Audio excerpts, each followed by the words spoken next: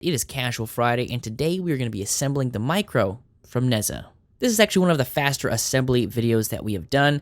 Assembling the Micro is pretty much nothing. I mean, we pull it out, 90% of the work is just taking off all of that styrofoam that they have packed around the bike. The other 10% was getting the handlebars into the stem, and that was a little bit difficult. The cabling here is a little bit tight, not to the point where I couldn't eventually do it. It's just something you got to kind of maneuver around a little bit to get that cabling in the right spot to install the handlebars. But other than installing the handlebars, everything else is on this bike. We have got the saddle connected to that seat post 2 battery. We have also got the rack on here, the lights, the pedals.